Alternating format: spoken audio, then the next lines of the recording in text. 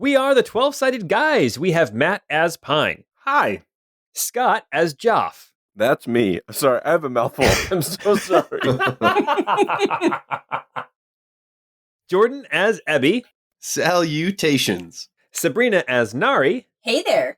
And me, Paul, as Auld Lang Syne, who I can only imagine is some kind of mystical, sneaky fairy thing that comes around at the beginning of each new year to try to get you to break your New Year's resolutions. Auld Lang Syne, what a jerk. I don't know. I never really paid attention to that song. Anyway, thanks for coming along with us on this adventure. We've had some close calls, some great laughs, an abundance of mysteries, and some very heartfelt moments, and even a little romance. No, I guess not. Not really any romance. But now, as we approach a new year, we resolve to give you more of this adventure with which we've fallen in love.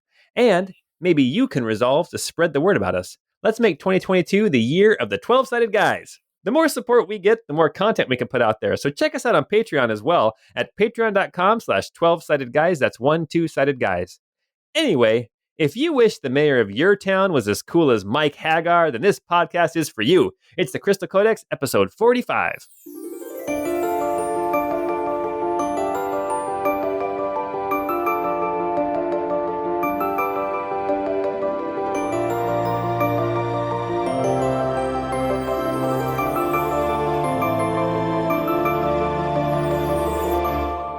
Oh, my car. Oh my gosh, that's so good. So, Pine's resolution for this new year is to be a good wingman for Joff. Oh, There you go. man. Yeah, let's get some romance up in here. Now, Joff is pining for someone, an old love. Maybe that'll come in the story down the road. Joff needs a rebound. Oh my gosh, little bachelor night.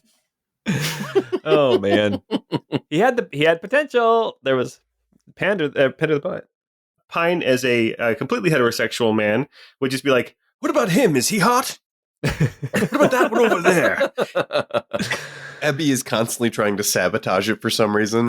No, that one would never, ever work. Nope. Joff is also like trying to sabotage it too, because he's still. You're way too good for them, Joff. Yeah, no one can compare. All right. Well, welcome back to our main storyline. We have Nari and the boys with their companion, Magister Colbry, or I guess we can just call him Colbry now. He's not the Magister of anything. I say we still call him Fulbry because Colbry's not his name. You can call him whatever you want. I will continue to call him Colbry just because that is what he calls himself. Daddy? You figured it out. Dang it. I got to change all my notes now. Oh, man. Oh, okay. But Nari and the boys and their ally Colbry have descended down deep beneath Summerhome through some treacherous climbs, a near fatal slip when, Pine was surrounded by two people who he was tied off to, who both slipped off of a platform when the earth started to shake. You have gotten down as this abyss, this chasm has funneled down to this singular point where you have crawled through the very lowest portion of this chasm and into this open room, this 40-foot by 40-foot room. There's a hallway heading off to the east and another heading off to the south. There is no light in here, but there's 4 pillars in the middle of this room surrounding some kind of an antique or a kind of an intricate cage of some kind. It looks like it was large enough to hold large animals of some kind. But here you are in the fortress. Oh, and the other thing is it looks like that on the north wall behind you are some shuttered windows. Do those windows open? Pine would like to try to open one of those windows. You pull the shutters open and you see rock right on the other side. I don't know what I was expecting. So does this look significantly older than this whole area? This actually, why don't you make let's have you make an investigation check, just kind of to figure out kind of what you can spot about this area. Anybody can make this if they want to. All right, now I got a 14. Joff also got a 14. Pine got a 16. And Ebby got a 16 as well. What in the world? 2 sets of twins. Twinning. Yeah, 2 sets of twins. As you guys are looking around here, it looks like this is old but intact, surprisingly well intact. The walls are still straight. You know, it doesn't look like anything has caved in. The pillars in the center of the room are still holding the ceiling up. Even the cage in the middle of the room is not really tarnished, or it's not rusted or anything like that. There's no water leaking in or anything. This place looks fairly intact. How old it is? Hard to say. It's hard to say how old this place is. Colbry's going to start walking around and looking at this weird cage contraption in the middle of this room. Yeah, I guess Ebby's going to maybe kind of do the same. Okay. This cage is probably about 7 feet tall, and as you're looking in it, it looks like it's got like metal bars that go across, like horizontal through here. It's like there's little perches and things like that. And as you're looking, Ebby, your knowledge of like animals and things, it seems like this might be a cage for either like squirrels or some kind of like a tree type creatures, or birds. But it's very large. So it would either house some very large birds or a lot of small birds. This is the raptor cage from the Jurassic Park. Shoot her! Shoot her! Well, Ebby, you said that you have memories of being bird-like before being machine. Maybe this was like a place where they just stuck their kids while they were working. A playpen. It's a playpen, yes. Interesting. Well, that's very, progressive to provide childcare on site. So, I don't know that I would qualify this as child care. Yeah, it might be more neglect. how dare you? These are my people. So I guess while you guys are investigating the cage, Pine would go basic. Let's just start with the hall on the east and kind of set up a watch there, make sure that nothing dangerous is coming that way, and see if you can see any signs of anybody traveling that direction. Sure. Pine, you're standing there at the kind of the hallway that heads off to the east. As you're looking down it looks like with your dark vision, you can see that the hallway extends probably about 30 feet. And then it looks like it opens up into another room, but it gets too dark at the end. You can't see kind of what's at the other end of that room. Okay. Joff will do the same on the southern corridor. Okay. The southern corridor appears to be shorter than the eastern corridor. It opens up into a room as well. And as you're looking down, you can see that the room opens up. And then you can also see that it looks like there's another doorway on the eastern wall that is open. It looks like there's no door on these doorways. Like it's just an arch. Okay. Does anybody see any signs of which direction anybody would have traveled in this room? Footprints or markings? Maybe somebody was marking their path? Why don't you make an investigation check? Colbry has figured out how to open this cage, and he is now walking into the cage looking around. Nari is going to follow him into that cage. Pine found no signs of anyone. It's amazing! Even you aren't leaving any kind of tracks or footprints! I rolled in that one. Jeff got an 18 investigation to look for any sort of footprints. Okay.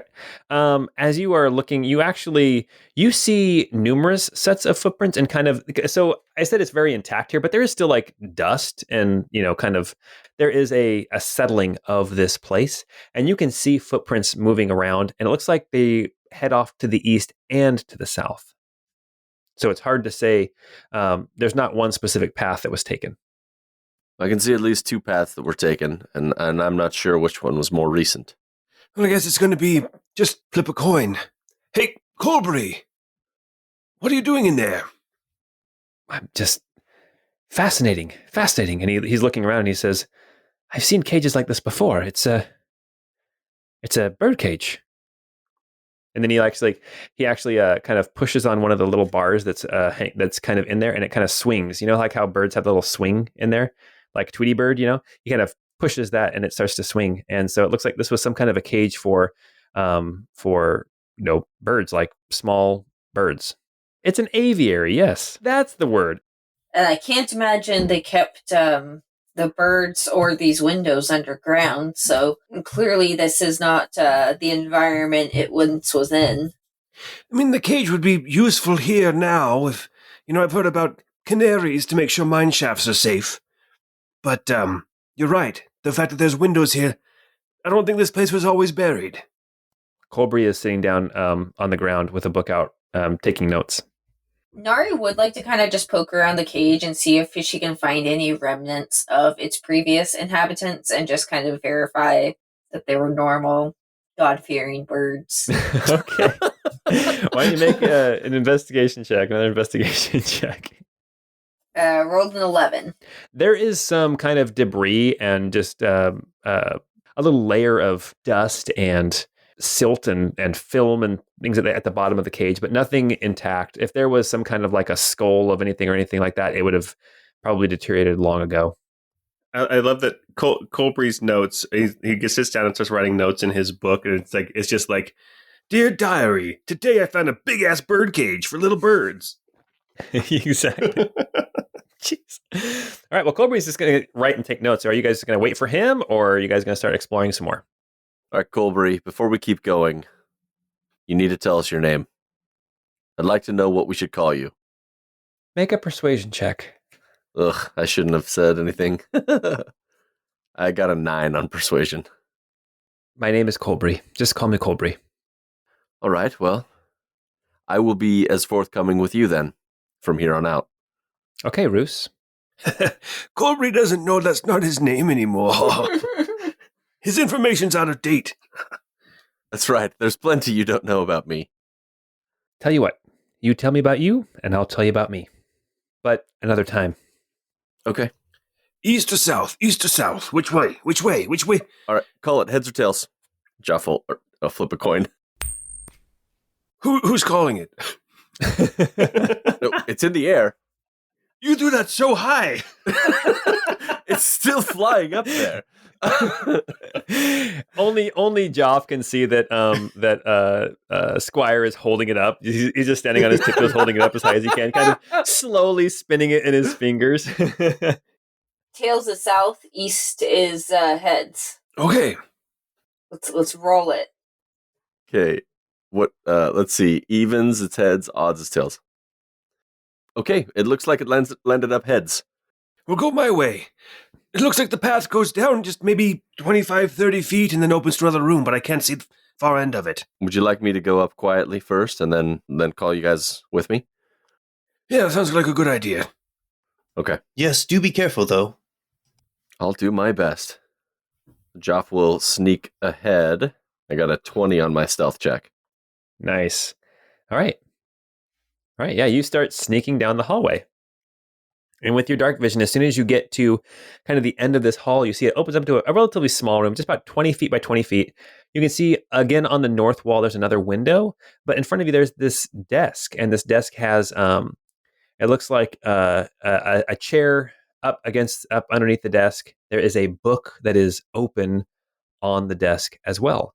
There's really nothing else in this room, just this kind of writing desk and a book. And there's a little, an ink well, and then there may have been a quill there, but it's probably disintegrated long ago. It's a 20-foot room. There's another hallway that heads south from where you're at. Joff will quietly whistle for them to come into the room, and he will move towards the door facing to the south, or the hallway facing the south. Joff, as you're standing there at this hallway, you can see it goes about 20 feet, and then there is a door at the other end of the hallway that is shut. So you can't see what's at the other end of this hall. Okay. Joff will, as they're coming into the room, he'll go up to the door and just to see if it's locked or not. Okay. Not open it, but just to check if it's locked. You go towards the door. The door is, it is... Mahogany? No. Actually, it reminds you of the doors that were in the ancient underground facility. It looks like it is on a track that slides into the wall, kind of like a pocket door, but it's made of like metal. Can I tell if it's locked or not, or is it? You put your hand on it, and I just want you to do a sleight of hand check. Okay. Got a 15 on sleight of hand. Okay. As you touch the door and you you kind of, just the tension of your fingers, you kind of pull it just a little bit to see if it's latched in place. You can feel that it has some give to it, so it is probably not locked. Okay. I'll wait for the group. Okay. What's everybody else doing in that small room? There is a desk with a book on it, and that's really all that's in that room. Yeah, Nari would want to go over to the desk and see what the book is, see if there's any notes, rummage through drawers, stuff like that. Yeah, likewise for Ebby. See if she can fit underneath it. If it's a good hiding spot. This is a flashback. All right. As you guys are in this room looking at this book, the book is actually open to a page. And as you look at this page, there's a little bit of like writing around this picture. This picture, it's like a diagram. Think of like Leonardo da Vinci's, what is it? The man? Vitruvian Man? Yes. Except for it's not a man. It is some kind of a being, thin, long-limbed, with arms and legs and wings sprouting out of its back. And you can see, Ebby, as you're looking at it, you can see that the notes that are written around it are all written in allele. Nari and Pine. So you guys are checking in drawers. As you start to pull on drawers, make, I know we're doing a lot of investigation checks, but make a quick investigation check for each of you. Nari got a 17. Pine got a 12. Pine, you open up a drawer and there's nothing in there. Looks like there may have been some paper in there that has since like disintegrated away. Nari, as you open a drawer on the other side of the desk, you find there is a sack full of crystals. Before you have a chance to do anything, Joff, you hear something on the other side of the door. Okay. Jeff has his scarf of comprehend languages activated, by the way. It is not a language that you are hearing. It is movement. Oh. Nari's going to pocket the whatever's in that sack and just kind of grab that for the moment. What does it sound like, the movement? You're going to stop and listen? Yes. Okay. The door swings open, and standing in front of you is a man-sized mechanical being, some kind of a construct. It is, it doesn't look like Ebby. It's made of copper and brass, but it doesn't have the humanity that is built into Ebby's chassis, right? This is more squared off and lots of hard edges and angles. It walks kind of stutteringly. It has in two hands, it has hammers. Actually, it doesn't even have hands. Its hands are hammers.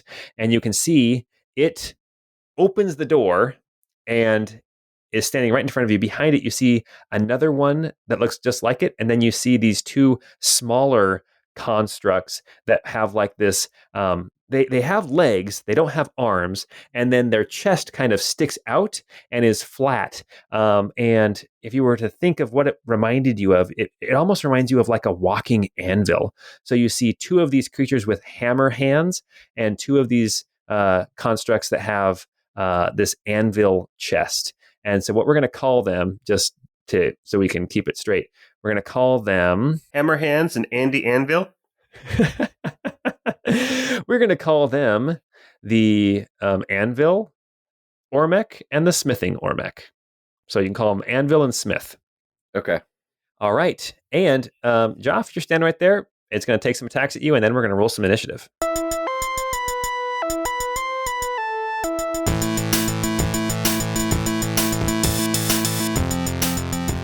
So let's see. It is going to make 2 attacks at you with its hammer hands. Does a 12 hit you or a 13? Neither of those hit. Let's roll some initiative. Pine rolled a 9. Nari rolled a 22. Ebby rolled a big, powerful 8. Jeff got a 9. Nari got a 22? Hell yeah. That's awesome. Nice. All right, let's see. Well, Nari's going first. All right, come at me, bro. Well, let's see. All right, so Nari's going to pocket that bag of crystals and then run down towards Joff. Could she kind of get up behind him in this doorway and attack at the guy behind him? You cannot. Joff is blocking this narrow 5-foot wide hallway, and the Smith Ormec is right on the other side of him, so there's nowhere for you to go. Joff's going to have to move. Okay. I will run. I will still stay there, and I'll just kind of put my hand on his shoulder and say, "Hey, like push past him, and I'll help you out." And then I'll just basically ready an action for in case somebody gets past him or I see another enemy on my other side. Okay. Pine or Joff, you guys both rolled a 9. You both have 18 dexterity. So I'll let you guys choose who goes first. I'll let Jock go first. Okay. So Joff is going to try his best to kind of acrobatics over and around this guy to allow space for other people to get in. Okay. Yeah, you can move into the room. You're going to be kind of squished between him and a bookcase, but you can get in there. Okay. So Joff got a 19 on his acrobatics check to kind of dance around. Okay. You end up standing on top of the bookcase, kind of to the east of this Ormec, and now you have a Smith Ormec that can get you, as well as one of these Anvil Ormecs. Okay. And that would have been my action to jump through, right? This is part of your move. I'm not too worried about it. Okay, so then I will attack with my scimitar at the one in the doorway. The Smith with the hammer Yeah, hands? the Smith one. I got a 23 to hit. And it's a magic weapon? It is a magic weapon. Okay. Yeah, that will hit. Okay, and so it did 6 damage, Okay. and that will be my turn. You know what? You have a bonus action you want to use? Actually, I will bonus action disengage and kind of scoot back just like 5 feet maybe. Okay. Sounds good. You can see in this room that you've entered now where these Ormecs are, you can see bookcases line the walls. There is some kind of a desk on the opposite wall, on the south wall. There's a chair that is surprisingly still intact. And then you see a staircase going down further into this fortress, this facility. Pine, you are up. Okay, so Pine is going to, having heard the door open, having heard the sound of getting hit by hammer hands, he's going to come over and look in the hall. So I see Nari is in the hall. Is there any way to move through her? Yes, but it takes 2 of your movement. It takes double movement to get through him. All right, so Pine will go ahead and then say, "What's going on?" And he'll come running down the hall. Can I move past the hammer hands to open up the hallway for somebody else to come through? Yes, you can. Yes, you can. Yeah, so you're kind of between 2 Ormecs and a bookcase at this point. All right, so I'm going to go ahead and take a couple swings at hammer hands, who's blocking the hallway. Okay, so first attack. It's a 20 to hit That'll hit. for 13 damage. Nice. And then my second attack is a 23 to hit for 12 more damage. Okay. And then I'll say, "Unleash with precision, Swordmaster's Fury." And I'll add an extra 2 slashes for 2d8 more damage. So 13 more damage. Very good. That's my turn. Okay, that is your turn. Standing next to you, Pine, you have this Smith, but you also have this shorter one that, we'll call an Anvil. He is going to, it's his turn, he is going to attempt to slam you with a 15. Does that hit? It does not. Okay. The other Anvil one is going to move around and come and try to slam Joff. Does an 11 hit you? Oh, no, an 11 doesn't hit me. All right. That brings us now to Ebby. Okay. Ebby will kind of step so that we can have a look down the hallway. I don't think he's going to go down the hallway, though, at this point. It's pretty congested down there.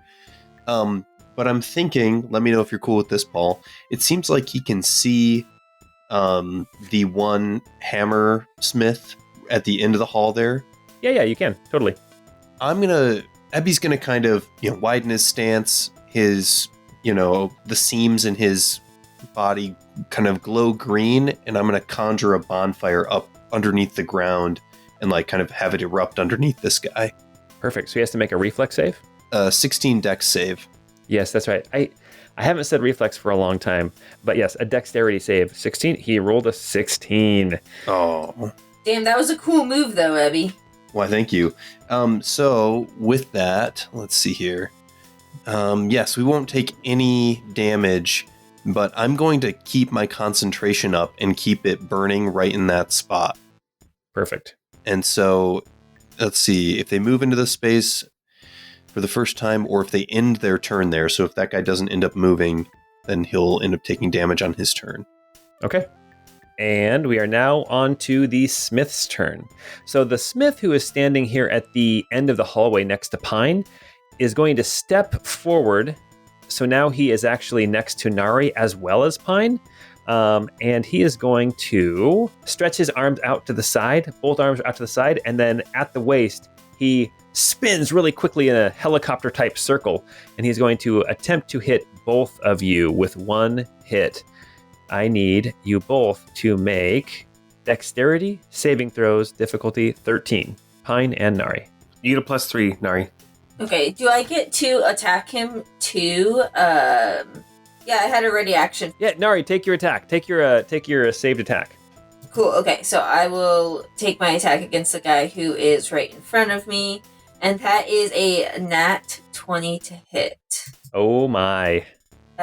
So that is for 17. 17 damage. Nice hit. I'm gonna come in right again at him with a 25 to hit for 10 damage. Okay. Okay, well, my dex save with the +3 is 11, so. So then you are going to take some damage. It looks like you are going to take... not too bad. Only 9 damage. Pine rolled a natural 20 for 27. Okay. You take 4 damage. And then this other smith is going to come around and step in between Pine and Joff, and he is going to attempt to do the same thing. So 2 more dexterity saves, difficulty 13. Joff, you get +3 as well. Jeff got a nat 20 and plus the 3, so he got 30. Oh, yeah, Pine got a 10 on that one. Okay, so Pine's going to take 12 bludgeoning damage, and Joff is going to take 6. Ooh. Ooh, ooh, ooh. All right, Nari, that brings us back up to the top. Another nat 20 to hit. Oh, man. Nari nat 20 Nari Stormfist. nat 20. So that would be 19. 19 damage. Wow, this guy is taking a ton of damage, and he is still standing. Not very well, but he is still standing. One last time for a 12 to hit. That will miss. All right, I'll call that good. Okay. All right. Magister Colbry's going to move into the room next to Ebby after having heard the commotion, and is going to kind of cower back behind Ebby and look down the hallway. And that is going to be... No. He casts a spell, and you see a fireball thing, a little bolt of fire, go flying past Nari's head, almost hitting her, but totally missing the Smith Ormec. All right. That brings us now to Joff. It's your turn. You've got an Anvil Ormec and a Smith Ormec next to you. Okay. Joff will attack at the Smith Ormec that just hit him and Pine. Okay. I got a nat 20. Oh my gosh. Hell yeah. And I'm right there too, so you get your precision. We're killing it. Yeah. So 8 slashing damage, 15 precision, and then doubled the dice. So it looks like I don't get the necrotic because it doesn't have flesh, right? You know what? He's not immune to necrotic. Nice. Break out the calculators, everybody. 46 damage. Whoa. And I get 10 temporary hit points. Oh my gosh. That's huge. Okay. And then anything else you want to do? You have bonus action and move. I'll try and see if I can take him down with my offhand chakram. Missed 8 to hit on that one. Okay. Man.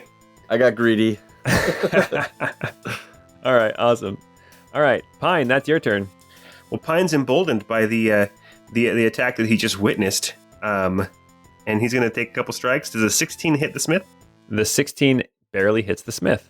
Actually, no. The Anvil guy next to you is going to burn his reaction and intercept your attack, giving him +5 to his AC for this one attack, and you miss. Bull. Second attack is only no. Wait. It's a 21 to hit. I rolled an 11, but I'm going to use my disciplined focus to make it 21. Okay, that will hit. That'll be 10 damage, and that'll be my turn, yeah. Okay. We are now up to the anvils. One of them is going to try to slam Joff, and one of them is going to try to slam Pine. Pine, does a 10 hit you? It does not. And Joff, does a natural 20 hit you? I think it might. It does. Okay, so here's what's going to happen, Joff. You are going to take some damage. Oh no. It's not too bad.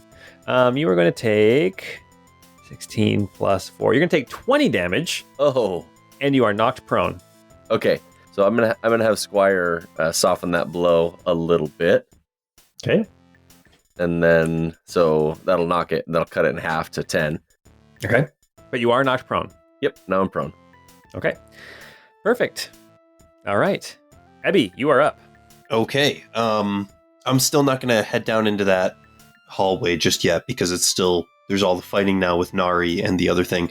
I'll drop concentration on the bonfires space, and instead I will use my frostbite cantrip, and we're going to go ahead and have a go with this one. So this should do, it's a DC 16 Constitution save on that smith that's fighting Nari. Okay. DC 16 Constitution save. It fails. Rolled a natural 7. So it got an 11. Okay, cool. So he'll take 7 cold damage, and it'll have disadvantage on the next weapon attack roll it makes. All right. Anything else you want to do? No, that's about it. There's not a whole lot I can do from way back here, but oh well. All right. Well, it is the Smith's turn again. So we're going to see if it gets its whirlwind attack back. The one next to Nari does not. The one next to Joff and Pine does, but it's not going to use it. The one next to Nari is going to attack Nari 2 times. We have got a 19 or an 8. The 19 will hit. Oh, sorry. It's an 18. 18. Oh, well, yeah, those both hit. Okay. So an 18 and then a natural 1. So the 18 will hit you, and that will deal only 8 damage. Okay, I can take that. Okay. The other Smith is going to attack Joff 2 times because he is prone. Oh no. The first attack with advantage is a 23 That hits. for 10 damage. Okay. The second attack is only a 15. That does not hit. Okay. Maybe he should have done his spin attack. Okay. That is his turn. Nari, we are up to you. You have one in front of you. It looks like this guy is not doing well. His legs are buckling. You can see like steam and kind of like smoke hissing out from the joints of this guy.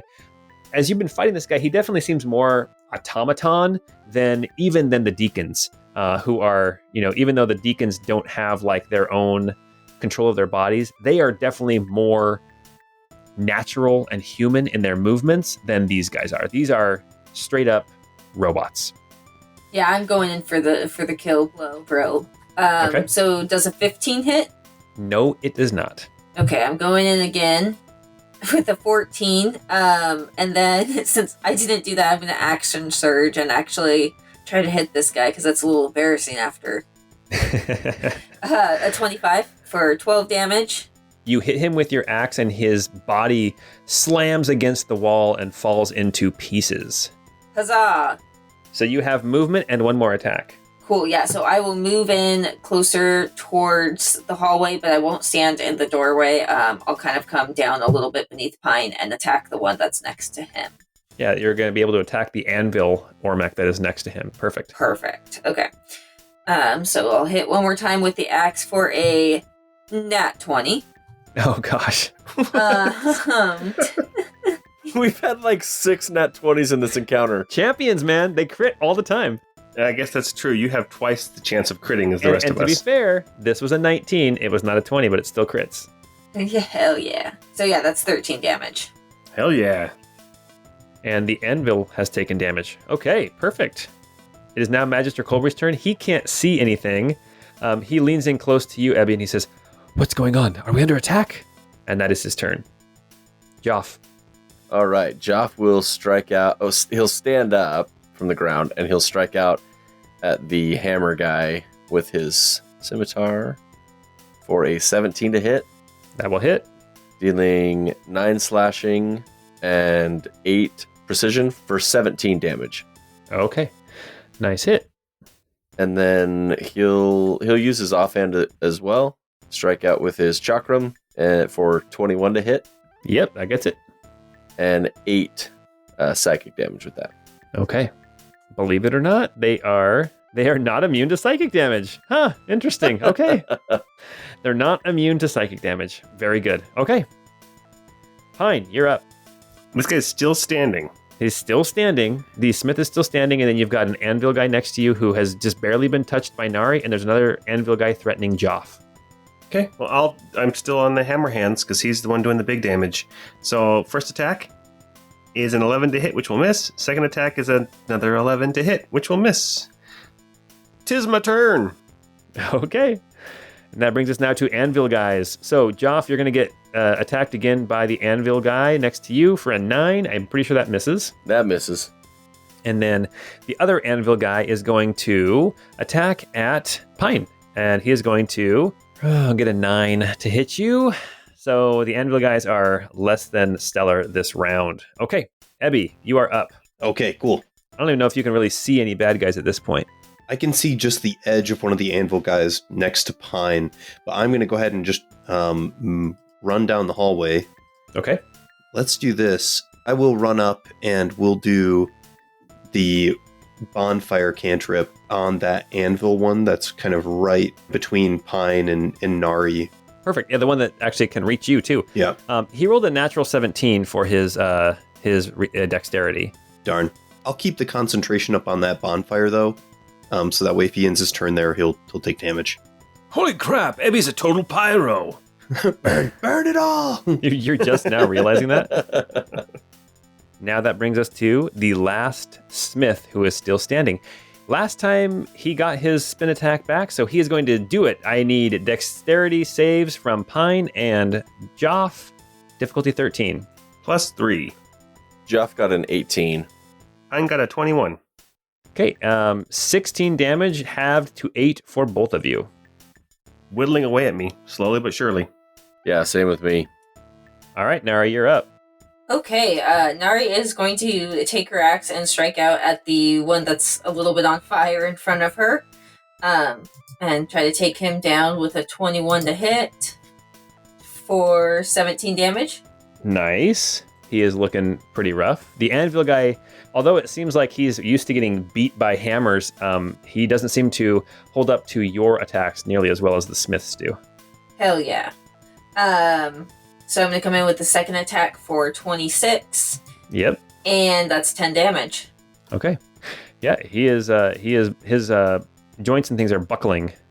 Yeah, as long as we don't aim for like the anvil part of him, maybe aim for the legs and stuff, I think we're going to be able to do some damage to it. All right. From down the hall, a bolt of fire comes streaking down the hall, and this anvil gets struck by a firebolt for 10 damage. Nice. All right. And that brings us now to Joff. All right, Joff is going to keep it up. He's going to strike out with his scimitar for a 23 to hit. That'll hit. Dealing 8 slashing, 7 precision for 15 damage. Nice.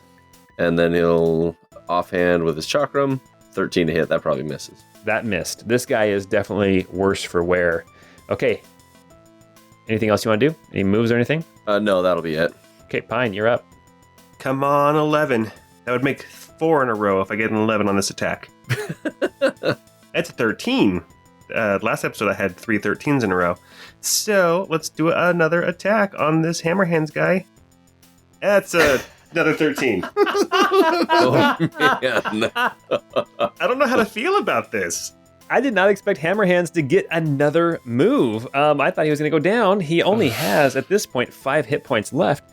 Let's see if he gets his spin attack back. He does not. He has to pick and choose who he's attacking, and Joff is doing the most damage to him, so he is going after Joff with 2 attacks.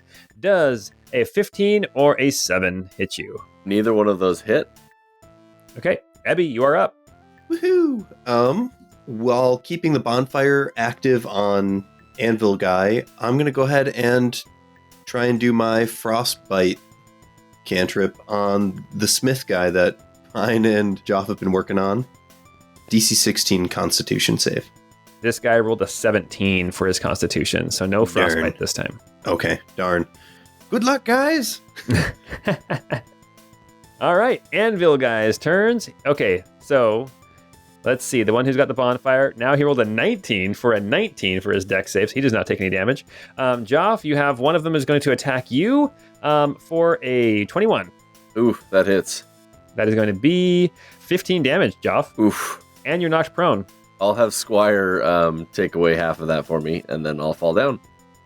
And then Pine, the other one's going after you for 11 to hit you, and that misses. Yeah, we're just missing each other. Okay, Nari, you're up. You've got an anvil guy who has a bonfire on him. You've got a smith that should have gone down a couple rounds ago, and you've got another anvil guy that just keeps knocking Joff down. Damn, I guess I'm gonna have to deal with this. Okay. So 24 to hit the guy who's on fire right in front of me for 15 damage. And he is done. Okay. So with him done, I'll take a step up next to Pine and I will attack that's the hammer guy, right? Yes, I'm going to need you to make a dexterity save.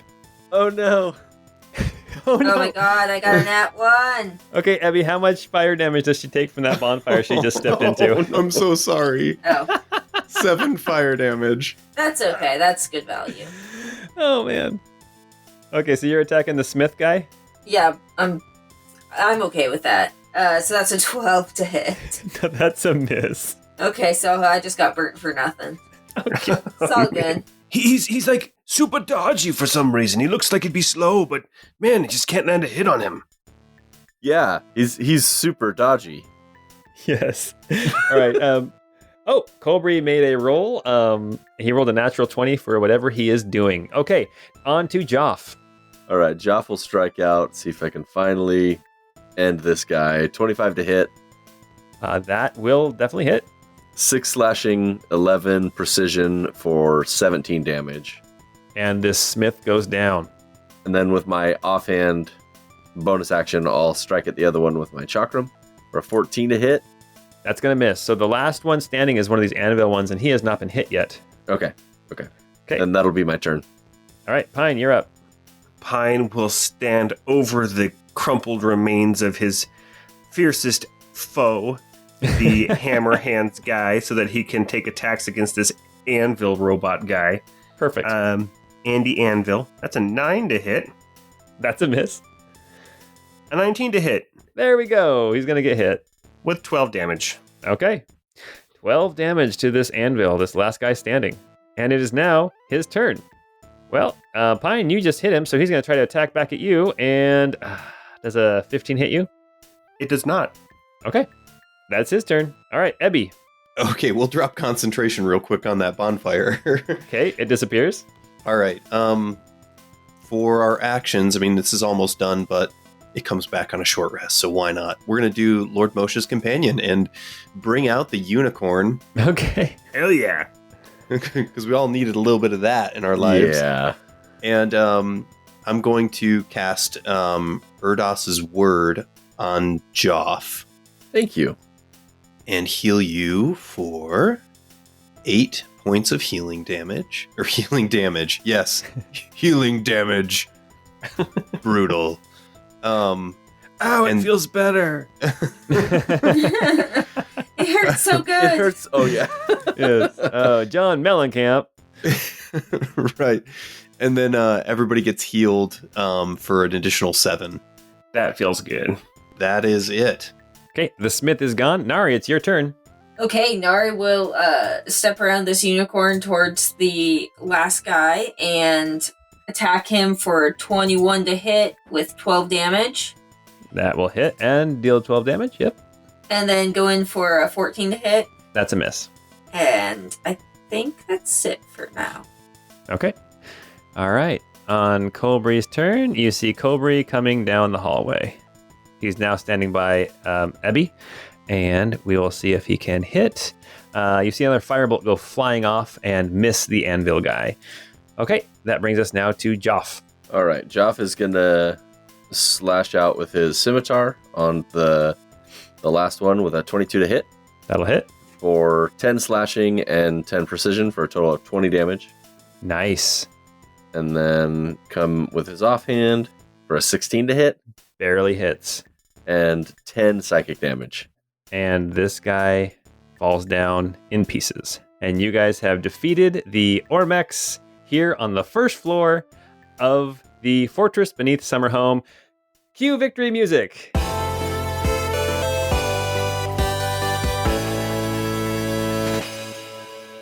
Woo! Okay. All right, you are standing in this room that has these bookshelves on all along the walls. You can see that there is this hallway going to the north that goes back the way you came. You see that there's a door on the western wall that you don't know what's behind that door. You see that there's windows on the southern and eastern wall here in this room, and there's a staircase going down, as well as this kind of strange desk that has like some kind of strange arcane symbols on it, as well as kind of some equipment, some kind of weird scientific / arcane paraphernalia. Hey, real quickly, while the unicorn is still around, how's everybody doing for health? I'm about 3/4. Same. Yeah, I'm right there, about 3/4. Okay. All right. I might save my spell slots for later on. All right, here you are in this room. Are there books on the shelves, or are they just empty bookshelves? So the bookshelves are empty. If you look at the bookshelves, you can see that there's like a little bit of dust and maybe some debris from like rotting or decaying books, but make an investigation check. Pine rolled a 17. It looks like the dust and the decay of whatever books was on the shelf probably was not... The shelves were not full before the books decayed, if that makes sense. Right? So somebody had already taken a lot of the stuff off of these shelves, Okay. or they were never full before this room was left to time. Okay. So, finding no books on the shelves, Pine will call over to Colbry and say, Colbry, did you grab the book in the other room? I know you like those things. He says, actually, yes, I did. So just a heads up, he rolled a natural 20 to grab that book. He was going to grab that book and it was going to fall apart in his fingers. But since he rolled a natural 20, he was able to carefully lift it off of the desk and put it into his carpet bag for safekeeping. So he does have the book. Okay. I think when we get a chance to rest, we should take a look at it. I think that's a great idea. I will let you know right off the bat, he is hesitant to pull it back out of the bag. Well, while they're having that discussion over the book, I think Nari will be trying to figure out what is going on this desk and these funky instruments. Why don't you make an Arcana check? Ooh, can I help with that? You can. Okay, so Abby was very helpful to get 18. Okay. Nari, as you're looking at this stuff, you're like, I mean, you with your Arcana of +0, you're like, I don't know what's going on. But Ebby kind of comes over and as you are looking at some of this paraphernalia on this desk, Ebby, you kind of remember some of the things you read in the Crystal Codex. Some of the devices that Neum had talked about or written about in that book. And the two of you are able to kind of talk through some of these things, and you realize this is some of the equipment that may very well have been used in creating some of the inventions that Neum talks about in that book. As far as with an 18, I would say you know that some of these pieces of equipment were instrumental in the cage that traps consciousness. I'm going to go ahead and relay that to the rest of the group, and just kind of maybe add some context in terms of some of the passages from the Crystal Codex, just to make sure it's kind of fresh on their mind. The cage that captures consciousness, could that have been the bird cage we saw when we entered this facility? Ebby, you would know that the cage, it's a very small device in the chest of these Ormex, these deacons, right? Yeah. So, and it's less a cage and more just that's kind of the best analogy for what it is. Yeah. So just to explain it to them, the cage is not so much a metal cage like for birds or for animals or anything of that nature. It's more so almost like a crystalline construct or a technological construct that traps almost the soul or the life force of the individual, their consciousness inside of it. They're small. It's usually what's found inside the chest of the deacons. Okay, that makes sense. Pine, you can, if you look at him at all, you can tell it's kind of like trying to explain how cell phones work to somebody his age. Jitterbug. Anybody remember those commercials? That commercial? I think that joke's already come up once from I that. don't watch daytime TV, Paul. That was back in college. I remember watching that commercial. Anyway, Colbry has actually got a book out, and he's writing down kind of descriptions of things around the room. And Abby, as you were explaining things, he was actually scratching down some notes of what you were talking about as well. And as you finished, he says, "Wait, tell me more about this book that you were reading, talking about trapping consciousness." He seems very interested to learn what you have gleaned from the Crystal Codex.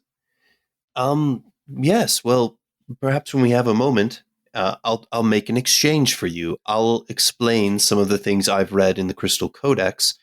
If you'll let me have a look at that other book that you just found. We have to be incredibly careful with that book. I was only barely able to get it into my bag before it started to crumble. I worry that pulling it out in these conditions will destroy it. Fair enough. You can make an insight check if you want to. Okay. Oh, Abby got a nat 20 for a 25. What he says makes sense, but you sense in the way he's talking, there's something else. He still is not ready to share information with you. He's still guarded. Got it. So Abby's just going to say, that's fair enough. Well, then I'll be happy to tell you more about the Crystal Codex when we're at a better position. So that way we can both study the book that you found and discuss some of my findings in the Crystal Codex. Deal. Nuts, he said. All right, so there is a staircase going down. There is also a doorway to the west. Other than that, there's a window on the eastern wall as well as on the southern wall of this room. Well, I'll check out the window then. Why not? And Pine will check out the southern window. We'll just 1, 2, 3, open. You open them, and Ebby, yours is rock wall right on the edge of the window. Pine, you open yours, and yours opens out into blackness, into dark. And even with your dark vision, you can't see anything out in front of you. Interesting. It's reminiscent of being in the chasm from last episode. I'm wondering if there's another chasm out this side. How much further down could we go? Good Lord. How deep is the world? I can always get out my butt rope and we can find out. There's a door and there's stairs. Shall we try the door first? Yeah, Joff will approach the door and check it. The door is similar to the last door, where it slides in a slot. Do you want to be careful again, like you were last time? Yeah, Joff will try and be careful again. Okay, make a sleight of hand check. And the reason why I'm doing sleight of hand is I want to see how much you can move the door to see if it's open without actually opening it. Does that make sense? As opposed to stealth? Mm-hmm. Okay. So 16 on this one. The door is unlocked and it will slide actually very smoothly. I didn't explain it last time, but the door that led into this room from the north also slid very smoothly in its tracks. Okay. I'll start walking down the hall. Nari will follow him into that new hallway. Okay. Yeah. Perfect. Yeah, you guys open up that door and you see it is a long hallway. It heads straight west. And as Joff, as you go down this hallway, it's got to be 40, 50 feet long. It opens up into this small room. And as you reach this point, you realize that you are probably at the room that you could see when you first entered into this facility, this fortress. And there was a hall to the east and a hall to the south. You are probably now approaching the room that was to the south that you did not explore yet. Oh, the completionist in me is happy. Yes. Dude, same. Yes, as you enter into this room, this is another small room, another 20 by 20 room. There is not a desk here, there is a table here. And on this table, you see an old, ancient, brittle scroll, as well as another book. And then there's some like little like a little teapot, a little kind of copper teapot on this table as well. Is this another chamber pot? Oh, I've got a collection of these. I'm going to put that pot in my backpack. Okay. You have a copper teapot. Can Ebby also see what's written in the book that's laying open? Yeah, Nari's good. Nari will help him with that too. This book, as you guys are looking at it, doesn't take any kind of investigation because it's open up to a page. And on this page, it's very similar to the other book. It is that same kind of diagram, except for this time, you don't see a bird folk type thing. This time you see a deacon. You see Ebby's body, basically, drawn in that same anatomical position. And on its back, you see these metallic wings. But you also see that they are crossed off, and in hastily scrawled script, it reads in allele, "Out of time, scrap the wings." I will have read that out loud, like translated it out loud. And I think when Ebby realizes that, he's going to take a beat and have the sadness of that realization hit him. Of it's like, oh, there were wings once. I miss those, like it kind of hurts a little bit. Yeah. Ebby, you don't remember your past, but it's like you're remembering it through what you're reading, right? And even though you don't remember whatever, wings, like Niam was talking about in one of your flashbacks, you now feel that loss. That's sad. Can I also gently try to unfurl that scroll and have a peek at what's there? Why don't you make a sleight of hand check? You're just trying to be super careful with your hands, and it's a very high difficulty. This is probably not going to go well. Joff will assist him. Okay, 18. You have advantage. Okay. Still might not go well, but we're going to give it a shot. Yeah, I rolled a 10 with advantage.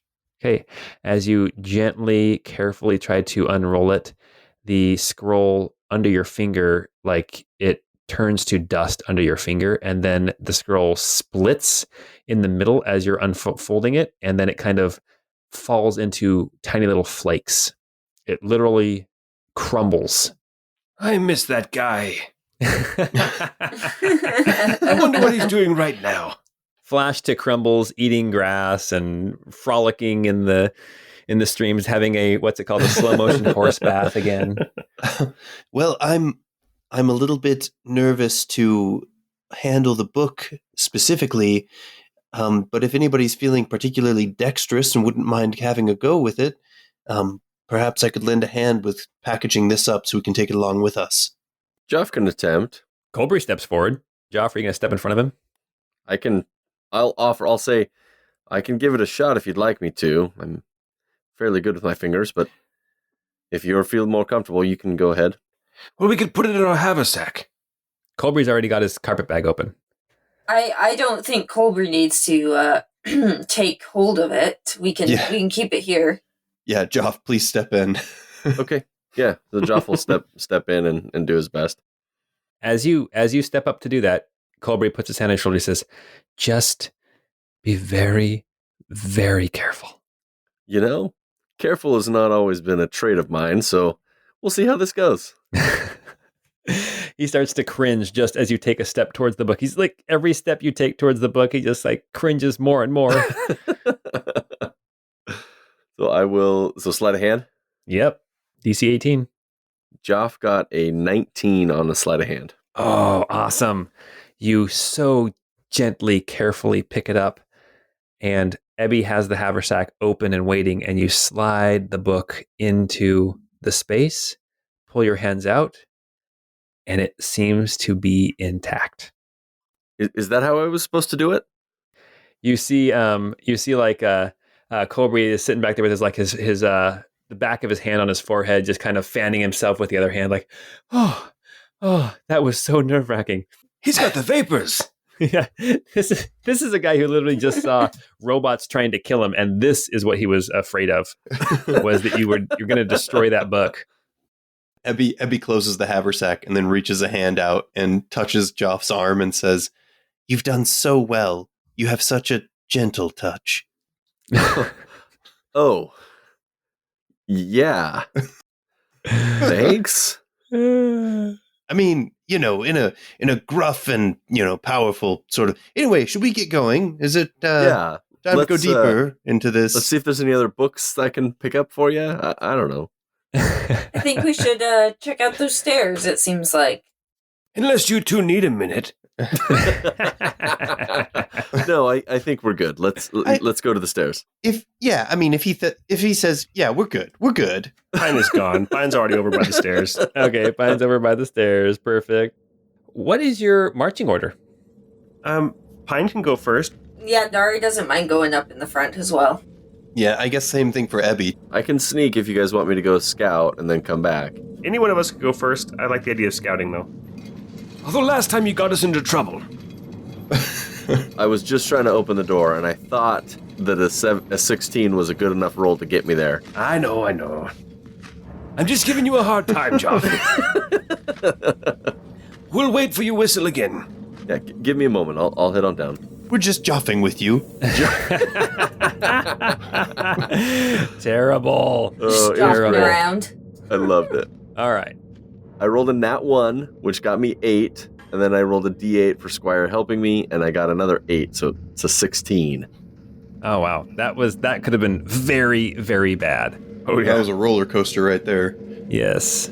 Oh, man. Okay.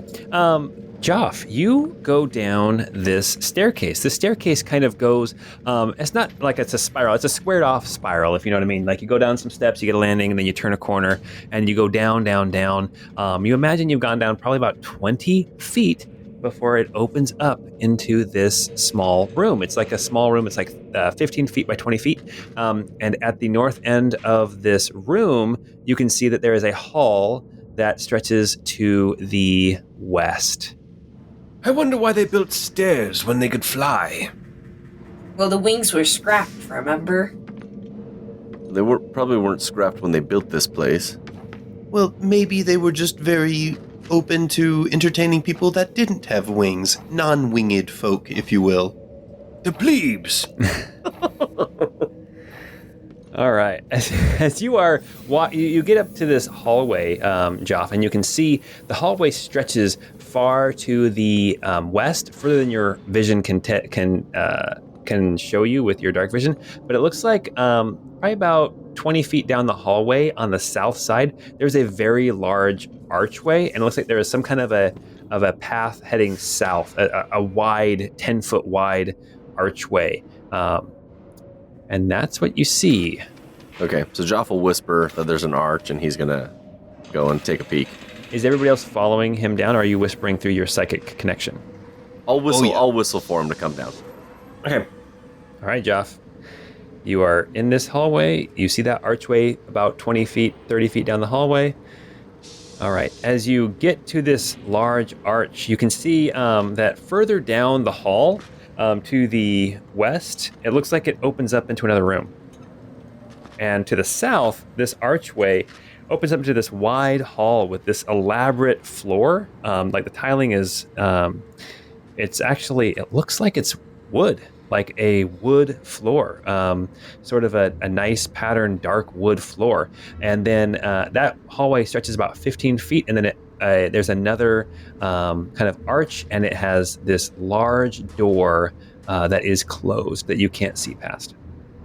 Again, this door is made out of metal. It's got copper and brass. It looks very elaborate, very beautiful. And it's actually two doors that come together like two sliding doors that slide into each other. And again, it looks like they are the same kind of pocket doors you've been dealing with. Okay. I'll whisper back to everybody behind me. Do we want to check down the hallway, or do we want to open these doors? I mean, these doors look pretty important. Agreed. Okay. Joff will try and quietly open the door. Why don't you make you know that these doors, how to open them, so you can do either stealth or sleight of hand. I'll let you choose. It's the same modifier for me. Okay. Got a 14. I'm gonna have a little help from Squire. I can do it 2 more times today. Okay. And add a D8, so 14, and I'm rolling a D8 to add on there. Got a 3, so 17. You open the doors and you see this large room. It looks like it's about 50 feet by 60 feet. And you can see at the far end, there's another like big, large archway. And then on the east wall and on the west wall, there are these smaller doorways. 4 pillars in the middle of the room. And in the middle of the room, you also see 2 more of these smithing ormecs and 2 more of these anvil ormecs. They did not know you were here until you opened the door. They turn, look at you. The smiths with their hammers clang them together. The anvil ones turn and start hobbling towards you. And we are going to roll initiative next time. We're doomed. Thanks for playing. Hopefully you guys have had a good time delving into this ancient facility full of strange contraptions, some interesting reading if you get around to actually doing any reading of these books that you've got, and a lot of danger. All right, guys. Well, thanks for playing. And until we see you next time, which will be next year, I hope you have a great time.